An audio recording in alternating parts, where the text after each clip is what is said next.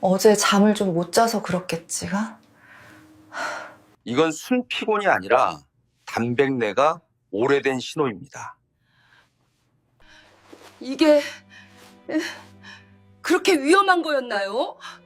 아침에 일어나 화장실에 갔는데 변기 안에 온통 잘게 부서진 미세한 거품이 계속 떠 있고 쉽게 사라지지 않는 걸 보고 어제 물을 너무 조금 마셨나 하고 넘긴 적 있으신가요? 아니면 어느 날은 눈두덩이가 살짝 부은 것 같아서 잠을 늦게 자서 그런가 보다 생각했지만 사실 정확한 이유는 잘 모르겠던 적은요? 또는 어떤 날은 소변량이 평소보다 적은데도 날씨가 추워서 땀이 덜 나니까 몸이 수분을 아끼려나 보다 하고 넘어간 적도 있을 겁니다. 이런 사소해 보이는 변화들은 우리가 바쁘게 살다 보면 그냥 지나치기 쉽고 마지막으로 소변을 제대로 관찰해 본 게 언제인지조차 기억이 안 나기도 합니다. 하지만 이런 신호가 매일같이 반복된다면, 특히 거품이 작고 두껍고 오래도록 사라지지 않는다면 더 이상 단순히 생활 습관 때문이겠지라고 넘겨서는 안 됩니다. 많은 사람들이 나이가 들면 몸이 변하는 거라고 생각하거나 물을 좀 더 마시면 괜찮아질 거라고 믿습니다. 하지만 그렇게 생각하는 사람일수록 몸이 보내는 가장 조용하고 은밀한 경고를 놓치고 있을 가능성이 높습니다. 콩팥은 하루 종일 멈추지 않고 수백 리터의 혈액을 거르는 아주 정교한 필터와 같은 기관입니다. 이 필터에 문제가 생기면 소변은 완전히 달라집니다. 긁힌 관을 통해 흐르는 물처럼 티나지 않게 서서히 그러나 저절로 회복되지 않는 변화를 드러내기 때문입니다. 물이 서서히 줄어드는 강이 눈에 잘 띄지 않듯 신장 기능이 떨어지는 것도 아주 조용하고 서서히 진행됩니다. 하지만 그만큼 위험합니다. 손상이 어느 정도를 넘어서면 돌이키기 어려운 상황에 직면할 수 있고 일부 사람들은 전신 부종이 오거나 극심한 피로로 쓰러져서 병원에 왔을 때 비로소 상태를 알게 되기도 합니다. 무엇보다 무서운 건 그런 분들 대부분이 똑같이 말한다는 점입니다. 처음엔 별일 아닌 줄 알았어요. 하지만 좋은 소식도 있습니다. 많은 경우 몸이 보내는 초기 신호를 제대로 이해하고 일상에서 아주 작은 몇 가지 습관만 바꿔도 얼마든지 상태가 호전될 수 있다는 점입니다.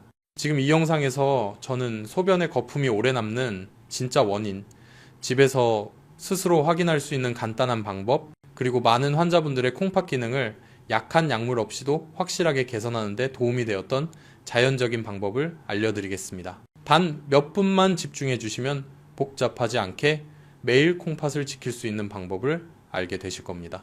그럼 시작하기 전에 이 내용이 도움이 되셨다면 구독과 좋아요, 댓글도 부탁드립니다. 한국에서는 작은 응원 한마디가 지식을 나누는 사람에게 큰 힘이 된다고 말하곤 합니다.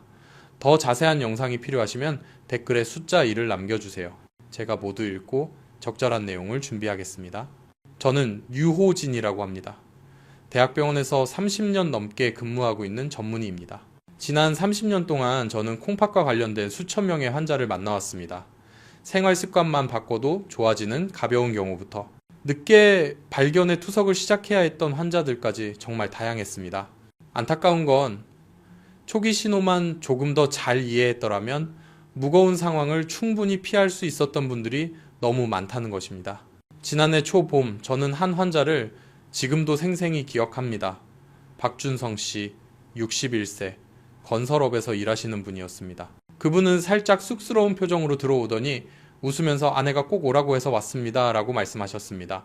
이유는 단순했습니다. 3달 동안 아침마다 소변에 거품이 생겼지만 이 나이 남자들은 다 그러죠라며 대수롭지 않게 넘겼다는 겁니다. 얼음 든 아이스커피를 많이 마시니까 소변이 진해서 거품이 생긴다고 생각했던 것이죠. 그 말을 듣는 순간 저는 미소를 지으면서도 속으로는 조금 걱정이 되기 시작했습니다. 아내가 가보라고 해서 왔다라고 말하는 분들은 대체로 증상을 꽤 오래 무시해온 경우가 많기 때문입니다. 저는 소변 검사와 혈액 검사를 의뢰했습니다. 약 1시간 후 결과지를 받은 순간 저는 몇 초간 말을 멈췄습니다. 소변 속 단백질 수치가 정상의 몇 배나 높았고 사구체 여과율도 많이 떨어져 있었습니다. 즉, 콩팥이 이미 오래전부터 약해져 있었고 지금은 과부하 상태로 억지로 버티고 있다는 뜻이었습니다. 제가 설명을 드리자 그의 얼굴이 점점 어두워졌습니다. 그는 이렇게 심각한 줄 몰랐습니다. 그냥 물을 조금 덜 마셔서 그런 줄 알았어요 하고 중얼거렸습니다. 옆에 있던 부인은 그의 손을 꽉 잡고 제게 물었습니다. 지금부터 바꾸면 아직 늦지 않았나요? 저는 그들을 보며 단호하게 대답했습니다. 아직 가능합니다. 하지만 오늘부터 바로 시작해야 합니다. 박준성 씨의 이야기는 결코 드문 사례가 아닙니다. 많은 한국인들이 과로, 적은 수분 섭취, 짠 음식, 그리고 몸의 신호를 가볍게 넘기는 생활을 하고 있습니다. 특히 소변 거품의 경우 대부분이 소변 줄기가 새서 그런 것이라고 생각하며 대수롭지 않게 여깁니다. 하지만 바로 그 방심이 병원에 왔을 때 이미 너무 늦은 경우를 만들곤 합니다. 지금부터 저는 소변의 거품이 콩팥의 여과 기능과 어떤 관련이 있는지, 어떤 신호를 특히 주의해야 하는지, 그리고 집에서 단 10분 만에 할 수 있는 자가 체크 방법을 설명드리겠습니다. 이것은 여러분이 자신의 몸을 더 잘 이해하고 늦기 전에 가장 빠르게 변화를 알아차릴 수 있는 중요한 단계가 될 것입니다. 소변에 거품이 생기는 현상을 말하면 많은 사람들은 소변 줄기가 세게 떨어져서 그렇다거나 단순히 물을 적게 마셔서 생기는 것이라고 생각합니다. 하지만 의학적으로는 결코 그렇게 단순하지 않습니다. 수년간 진료하며 수천 개의 소변 샘플을 보아왔는데 한 가지 사실은 변함이 없었습니다. 거품이 작고 오래가고 잘 사라지지 않을수록 신장이 손상됐을 가능성이 더 높다는 것입니다. 우리 몸은 절대 의미 없는 신호를 보내지 않습니다. 특히 콩팥과 관련된 변화라면 그 이유는 더욱 분명합니다. 정상적인 소변에서도 약간의 거품은 생길 수 있습니다. 소변을 높은 위치에서 보거나 소변량이 많은 경우에는 더욱 그렇습니다. 하지만 이런 거품은 크고 쉽게 터지며 몇 초 안에 사라집니다. 반면 제가 여러분께 꼭 주의하라고 말씀드리고 싶은 거품은 마치 비누 거품처럼 아주 작고 얇은 막처럼 겹겹이 쌓이며 변기벽에 달라붙어 물을 내려도 쉽게 사라지지 않는 거품입니다. 이것이 바로 단백뇨, 즉 단백질이 사구체의 여과막을 통과해 소변으로 새어나오고 있다는 대표적인 신호입니다. 사구체는 초정밀한 미세한 그물과 같습니다. 건강한 사람에게서 이 그물은 물이나 전해질 같은 작은 분자만 통과시키고 단백질처럼 큰 분자는 혈액 안에 그대로 남겨두어야 합니다. 하지만 사구체에 아주 작은 상처라도 생기면 단백질이 물처럼 빠져나가 소변으로 섞여 나오며 거품이 오래 남는 현상이 나타납니다. 이런 손상은 아프지도 않고 열도 없고 당장 불편하지도 않습니다. 하지만 아주 조용하게 계속 진행됩니다. 마치 유리 표면이 조금씩 긁혀서 어느 순간 닦아도 지워지지 않는 수준이 되는 것과 같습니다. 저는 진료하면서 수없이 많은 환자들이 아무렇지 않은 표정으로 검사실에 들어왔다가 결과를 보고 말문이 막히는 모습을 보았습니다. 그 중에서도 특히 기억에 남는 사례가 있습니다. 이선영 씨, 58세, 외식업에 종사하시던 분입니다. 평소 건강해서 병원에 거의 가지 않았다고 하셨습니다. 따님이 억지로 모시고 왔는데 진료실에 들어서면서도 엄마는 그냥 조금 피곤한 거야 라고 하시더군요. 소변에 거품이 오래 생긴 건 예전부터 있었지만 화장실을 뜨거운 물로 청소해서 비누기가 남은 줄 알았다는 겁니다. 검사를 마친 뒤 저는 상황이 생각보다 훨씬 심각하다는 것을 알 수 있었습니다. 단백뇨 수치는 정상의 수십 배가 넘었고 원래 건강해야 할 사구체 역과율도 크게 떨어져 있었습니다. 제가 자세히 설명드리자 선영 씨는 오래 침묵하다가 조용히 말씀하셨습니다. 선생님, 그게 위험한 신호인지 정말 몰랐어요. 그냥 야간 근무해서 몸이 좀 피곤한 줄만 알았어요. 바로 이것이 신장 질환이 무서운 이유입니다. 콩팥은 아프다고 말하지 않습니다. 심장처럼 가슴을 쥐어짜지도 않고 위처럼 명확한 통증을 주지도 않습니다. 콩팥은 소변 거품, 눈 주변의 약한 부종, 발목을 눌렀을 때 남는 자국, 설명하기 어려운 피로, 물은 충분히 마셨는데도 소변량이 줄어드는 변화 같은 아주 작은 신호로만 말합니다. 이런 변화들이 바로 더 심각한 손상으로 이어지는 시작점입니다. 대부분의 신장 기능 저하는 단계별로 진행됩니다. 처음에는 단백질이 아주 소량 새어나와 거품이 오래 남습니다. 이것을 계속 방치하면 아침에 눈이 붓거나 저녁에 발목이 붓는 등의 가벼운 부종이 나타납니다. 그 다음 단계에서는 몸이 무거워지고 쉽게 피곤하며 집중력이 떨어지고 계단 몇 칸만 올라가도 숨이 찹니다. 신장 기능이 일정 수준 이하로 떨어지면 요소나 크레아티닌 같은 노폐물이 혈액에 쌓여 식욕 저하, 메스꺼움, 수면 장애가 나타납니다. 이것이 바로 의학적으로 가장 막고자 하는 독성 축적 단계입니다. 그리고 마지막 단계에 이르면 치료 방법은 대개 투석이나 신장 이식뿐입니다. 저는 동료 의사들과 이런 이야기를 자주 나누는데 우리가 공통적으로 안타까워하는 점은 치료가 어렵다는 사실이 아니라 너무 많은 환자들이 너무 늦게 병원에 온다는 것, 그리고 대부분이 처음엔 소변에 거품만 있었어요 라고 말한다는 점입니다. 집에서 가장 쉽게 할 수 있는 자가 체크 방법은 아침 첫 소변을 관찰하는 것입니다. 아침은 몸이 소변을 가장 진하게 만드는 시간이기 때문에 변화가 더 확실히 보입니다. 그냥 변기의 소변을 보고 10분 뒤에 다시 보세요. 거품이 작고 끈적하고 여전히 많이 남아있다면, 특히 이런 현상이 3일 연속 지속된다면 반드시 검사를 받아야 합니다.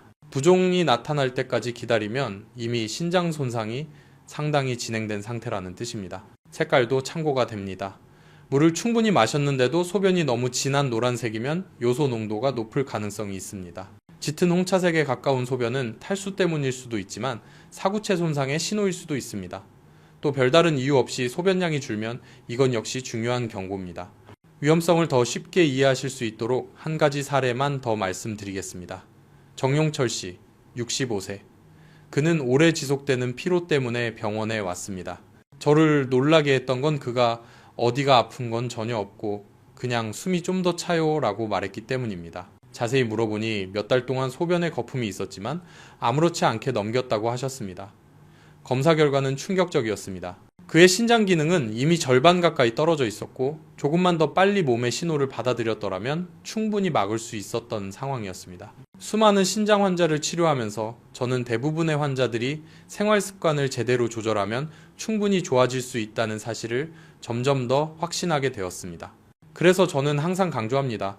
초기 신호를 알아차리는 것은 시작일 뿐 마지막 단계가 아니다라고요. 다음 부분에서는 제가 많은 환자들에게 적용해 효과를 보았던 아주 간단하지만 정말 유용한 방법을 소개해드리겠습니다. 바로 수박 껍질에 들어있는 시트룰린과 관련된 자연적인 방법입니다. 한국에서도 아직 잘 모르는 지식이지만 실제로는 매우 뚜렷한 효과를 보여왔습니다. 신장에 대해 이야기하면 많은 사람들이 바로 약이나 복잡한 치료법을 떠올립니다. 하지만 실제로 많은 경우 제가 환자분들께 가장 먼저 권하는 것은 약을 더 먹는 것이 아니라 식습관과 생활습관을 바꾸는 것입니다. 이건 결코 쉬운 일은 아니지만 여러분이 생각하는 것보다 훨씬 강력한 효과를 냅니다. 그리고 제가 여러 방법을 시도해 본 가운데 많은 환자들이 놀라워했던 것이 하나 있습니다. 바로 수박, 특히 수박 껍질이 신장의 혈액순환을 돕는 데 중요한 역할을 한다는 사실입니다. 이 이야기는 제 환자 중 한 분, 69세 김미영 씨에게서 시작됩니다. 그녀는 다리가 붓고 소변량이 적으며 2달 넘게 거품료가 지속돼 아들이 데리고 왔습니다. 검사 결과 신장 기능은 이미 많이 떨어져 있었고 일반적인 치료만으로는 호전 속도가 아주 느렸습니다. 어느 날 재진 때 아들이 어머니가 약물에 민감한 편인데 자연적인 방법으로 도울 수 있는 게 없을까요? 라고 물었습니다. 그 순간 저는 예전에 읽었던 일본의 한 연구가 떠올랐습니다. 바로 시트룰린. 자연적으로 수박 껍질에 많이 들어있는 아미노산에 대한 연구였습니다.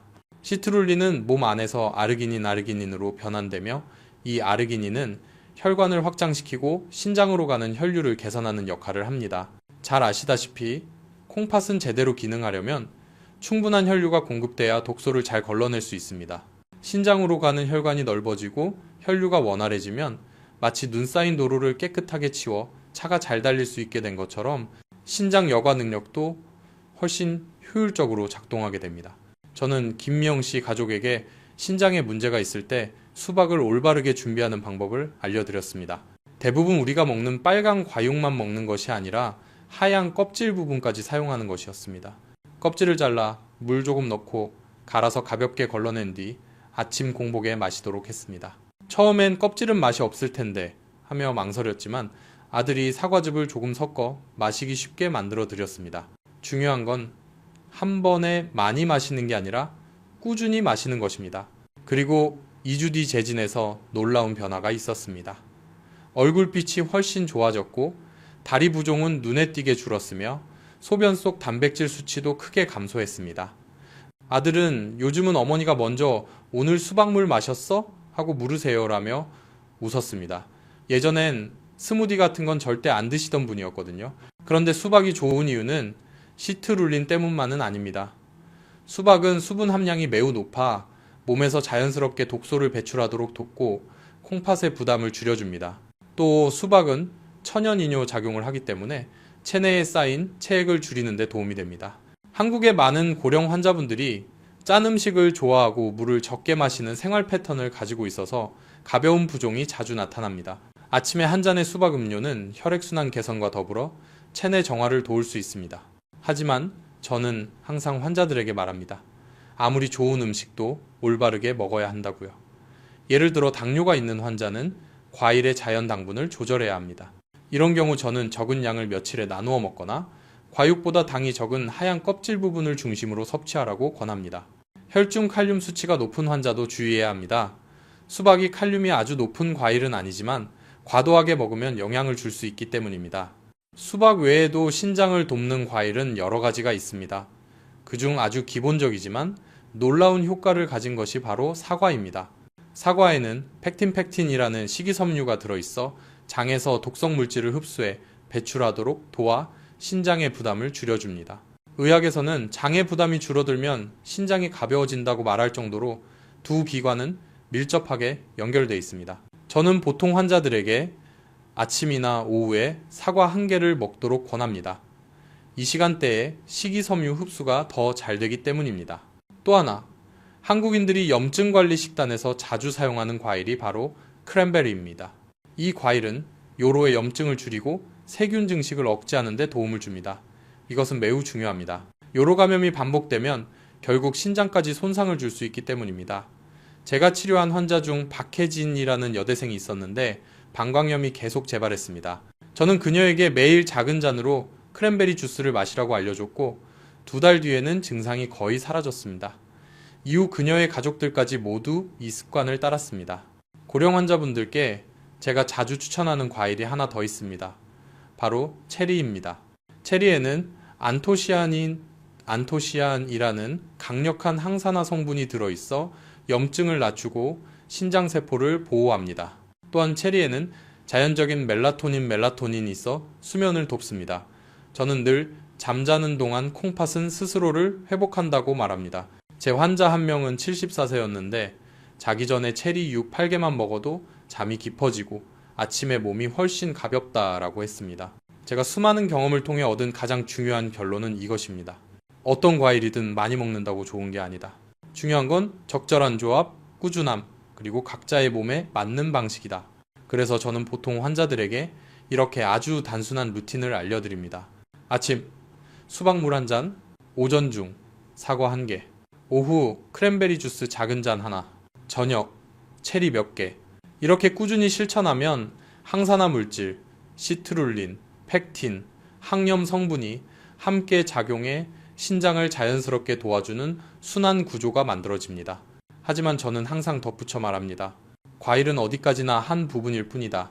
신장을 제대로 회복하려면 생활 습관 전반을 바꿔야 합니다. 이것이 바로 제가 다음 부분에서 말씀드릴 가장 중요한 내용입니다. 식습관만 바꾸고 수면, 운동, 수분 섭취를 개선하지 않으면 충분한 결과를 얻기 어렵습니다. 30년 동안 환자들을 진료하면서 저는 환자들이 이 모든 요소를 함께 바꿀 때 놀라운 변화가 일어나는 것을 수없이 보았습니다. 어떤 분은 단 2달 만에 신장기능 검사 결과가 확연히 좋아지기도 했습니다. 이전에는 상상도 못했던 변화였죠. 환자들이 경고 신호를 제대로 이해하고 신장에 좋은 음식을 알고 나면 다음 단계가 늘 가장 어렵습니다. 바로 생활 습관을 바꾸는 것입니다. 오랜 시간 진료하면서 제가 깨달은 것은 아무리 좋은 약을 처방해도 환자의 일상생활이 바뀌지 않으면 결과는 절대로 완전해질 수 없다는 사실입니다. 콩팥은 우리가 먹고 마시는 모든 것, 잠자는 방식, 심지어 바쁜 삶 속에서 어떻게 숨 쉬는지까지 직접적으로 영향을 받는 기관입니다. 그래서 저는 늘 가장 작은 요소부터 하나씩 조절할 수 있도록 돕습니다. 그 작은 변화들이 쌓여 큰 차이를 만들기 때문입니다. 제가 가장 먼저 강조하는 것은 물을 마시는 방식입니다. 대부분의 한국인들은 바쁘게 생활하며 물을 생각날 때만 마십니다. 어떤 사람들은 매운 음식이나 운동 후에 한꺼번에 많은 양을 마시면 충분하다고 생각합니다. 하지만 신장은 몰아서 들어오는 물을 좋아하지 않습니다. 신장은 일정하고 부드러운 수분 공급을 원합니다. 밤새 일한 사람에게 갑자기 많은 일을 한꺼번에 맡기면 지쳐버리는 것처럼요. 그래서 저는 환자들에게 30, 40분마다 반 컵씩 일어나자마자 바로 시작해서 꾸준히 마시라고 합니다. 특히 거품료가 있는 사람에게는 이것이 매우 중요합니다. 밤사이 농축된 노폐물 농도를 서서히 낮춰주기 때문입니다. 두 번째는 소금 섭취를 천천히 줄이는 것입니다. 한국 사람들은 김치, 국, 찌개, 볶음 등 대부분의 음식에 신장이 부담스러워하는 수준의 염분이 들어 있습니다. 저는 환자에게 소금을 완전히 끊으라고 말하지 않습니다. 그렇게 하면 스트레스가 크고 오래 유지하기 어렵기 때문입니다. 대신 100%를 80%로 그 다음 60% 그리고 40%까지 한 달 동안 단계적으로 줄이게 합니다. 이렇게만 해도 부종이 눈에 띄게 줄고 혈압이 안정되며 소변 담백 수치도 점점 내려갑니다. 다음으로 많은 사람들이 간과하는 것이 단백질 섭취량입니다. 특히 고령 남성이나 운동하는 사람들은 고기를 많이 먹어야 건강하다고 생각합니다. 그러나 단백질을 분해한 뒤 생기는 노폐물을 처리하는 것은 바로 신장의 몫입니다. 그래서 지나친 단백질 섭취는 신장을 과로하게 합니다. 저는 환자들에게 각자의 체중에 맞는 단백질 적정량을 계산해 설명합니다. 보통 사람들이 생각하는 것보다 훨씬 적습니다. 또한 하루 한 끼에 몰아서 먹지 말고 여러 끼로 나누어 먹도록 합니다. 이렇게 하면 신장이 한 번에 큰 부담을 지지 않게 되고 마치 긴 근무 한 번 대신 짧은 근무를 여러 번 나누는 효과가 생깁니다. 또 많은 사람들이 놀라는 사실이 하나 있습니다. 운동이 양만큼 중요하다는 것입니다. 운동을 하면 혈액순환이 좋아지고 산소가 더 많이 공급되며 신장의 미세혈관이 더 유연해집니다. 저는 강도 높은 운동을 권하지 않습니다. 그냥 매일 20, 30분 빠르게 걷기만 해도 충분합니다. 제 환자 중 한 명인 67세 장도연 씨는 이를 아주 성실하게 실천했습니다. 전에는 계단 몇 칸만 올라가도 숨이 차고 거품료가 몇 달이나 지속됐습니다. 하지만 걷기를 시작한 뒤 3주 만에 다리의 무거움이 사라졌다고 했습니다. 검사에서도 신장 기능이 조금 회복되어 있었습니다. 꾸준히 하지 않았다면 절대 얻을 수 없는 변화였습니다. 또 하나 많은 사람들이 무시하는 것이 수면입니다. 신장이 가장 활발하게 회복되는 시간은 자정부터 새벽입니다. 하지만 많은 한국인들은 업무와 스마트폰, SNS 때문에 늦게 잠들고 깊이 자지 못합니다. 잠이 부족하거나 숙면을 못하면 신장은 스스로를 회복할 시간을 잃어버립니다. 저는 환자들에게 잠들기 2시간 전부터 물을 마시지 않기, 화장실 때문에 자꾸 깨지 않도록 하기, 휴대폰 블루라이트를 피하고 방을 조용하고 어둡게 유지하도록 권합니다. 이것만 지켜도 머리가 맑아지고 몸이 가벼워졌다고 말하는 환자들이 많습니다. 부종도 확실히 줄어듭니다. 제가 여러 방법의 조합을 강조하는 이유는 그 효과를 실제로 수없이 보았기 때문입니다. 64세 윤태성 씨의 사례는 지금도 잊을 수 없습니다. 그는 거품료, 지속적인 피로, 높은 혈압으로 진료를 받으러 왔습니다. 검사 결과 신장 기능은 이미 심하게 떨어진 상태였습니다. 저는 그에게 아주 구체적인 방안을 적어드렸습니다. 물을 올바르게 마시기, 소금 줄이기, 단백질을 하루에 여러 번 나누어 섭취하기, 아침에 수박물 마시기, 오전에 사과 먹기, 오후에 크랜베리 주스, 저녁에는 체리 몇 알, 그리고 매일 30분씩 걷기. 속도는 상관없고 꾸준하면 된다고 했습니다. 첫 2주 동안 그는 큰 변화를 느끼지 못했다고 합니다. 하지만 저는 조금만 더 버텨보라고 했습니다. 세 번째 주가 되자 그가 직접 병원에 전화했습니다. 거품이 확 줄었습니다 라고요. 8주 뒤 재진에서 저는 그를 보자마자 웃었습니다. 얼굴빛이 훨씬 좋아졌고 다리 부종도 사라지고 걸음도 가벼워졌습니다. 검사 결과는 더욱 놀라웠습니다. 단백뇨가 크게 줄고 신장 기능이 약 20%나 개선된 것입니다. 옆에 있던 아내분은 요즘은 남편이 체리 세는 재미로 사는 것 같아요 라며 웃었습니다. 예전보다 일찍 자고 싱겁게 먹고 생활 방식 자체가 달라졌다고 했습니다. 이런 순간들을 볼 때마다 저는 확신합니다. 몸의 신호를 듣고 올바르게 바꾸기만 하면 신장은 충분히 회복할 수 있다. 복잡한 방법도 기적 같은 비법도 필요 없습니다. 그저 꾸준함과 작은 변화에 누적이 있을 뿐입니다. 이 글을 읽고 있는 여러분도 제발 자신의 건강을 위해 조금만 시간을 투자해 주셨으면 합니다. 신장은 조용하지만 그만큼 무거운 일을 맡고 있는 기관입니다. 우리가 제대로 돌보면 신장은 오래도록 안정적이고 묵묵히 우리 몸을 지켜줍니다. 끝까지 읽어주셔서 감사합니다. 이 내용이 도움이 되었다면 댓글과 구독을 부탁드립니다. 여러분의 응원이 제가 이런 건강 정보를 계속 나누는데 큰 힘이 됩니다. 여러분과 가족들이 늘 건강하길 바라며 여러분의 신장이 맑은 물이 끊임없이 흐르는 강처럼 오랫동안 안정적으로 작동하기를 진심으로 기원합니다.